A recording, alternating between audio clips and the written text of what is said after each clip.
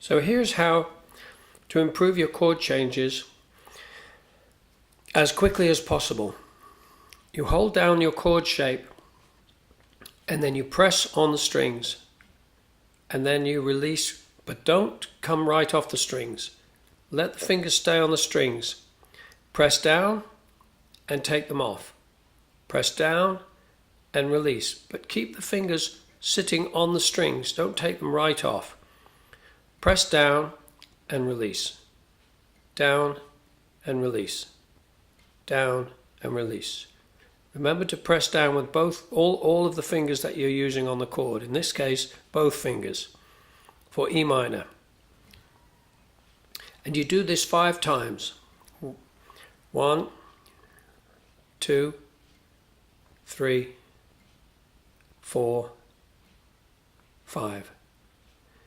Then you do a press down and lift the fingers just very slightly off the fretboard, like this.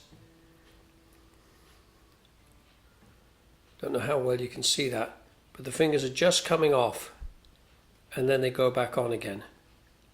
And you do this 5 times.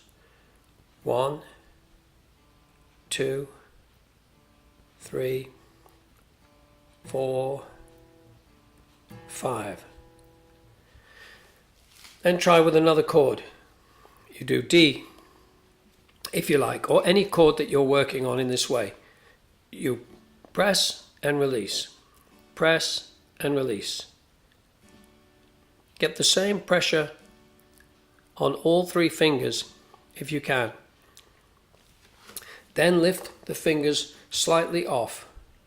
Off and on. Off and on. Off and on. 5 times. Just lift the fingers a very little way off the strings and hold the shape together when you do it.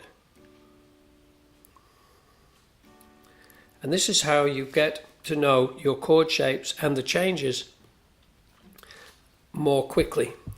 Because what you want is for your chords to be formed over the top of the fretboard before you put the fingers down. Ultimately, that's where you're going. You start out with 1 finger, 1 finger, 1 finger, but what you want is the whole shape, and then put the fingers down on the fretboard. Do that 5 times for each of the chords.